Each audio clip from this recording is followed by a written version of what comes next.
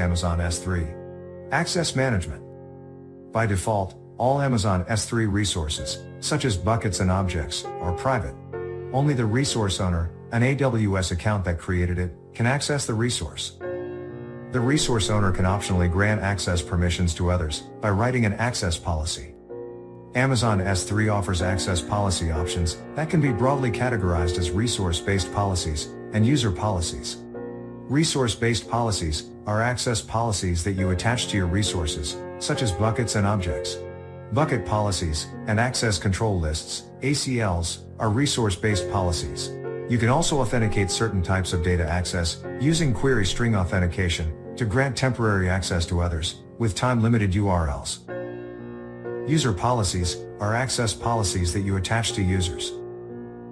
Access can be granted to users using AWS IAM policies. You may choose to use resource-based policies, user policies, or some combination of these to manage permissions to your Amazon S3 resources. Access control list is a legacy access control mechanism. As a general rule, AWS recommends using S3 bucket policies or IAM policies for access control. When Amazon S3 receives a request, it must evaluate all the access policies to determine whether to authorize or deny the request.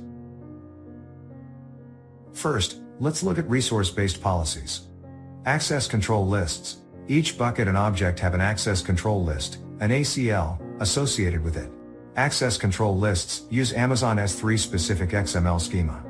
It defines which AWS accounts or groups are granted access and the type of access they have. When you create a bucket or an object, Amazon S3 creates a default ACL that grants the resource owner full control over the resource. You can use access control lists to grant basic read-write permissions to other AWS accounts. Bucket policy, written in JSON, is attached to a S3 bucket. It provides access permissions to the S3 bucket and all objects in it. Here is an example of a S3 bucket policy. This S3 bucket policy allows the principal, the root account and the IAM user Alice under that account to perform any S3 operation. The wildcard asterisk character after the S3 in the action statement indicates that all S3 operations are allowed. Particularly, you can perform S3 operations only on specific resources, as shown in the resource statement.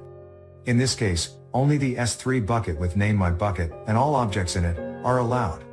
As you can see, you can use the slash and asterisk after the bucket name to indicate all objects in the bucket. User policies control who has access to your Amazon S3 resources and is written in JSON. You can use AWS Identity and Access Management, AWS IAM, to create users, groups, and roles in your account and attach access policies to grant them access to Amazon S3. Let's look at an IAM policy example. Unlike bucket policies, IAM policy does not require a principal element because the principal is by default the entity that the IAM policy is attached to. The first part of the policy specifies bucket level permissions.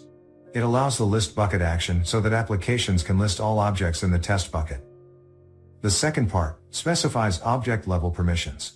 It allows put object, get object, and delete object actions so that applications can write, read, and delete any objects in the test bucket.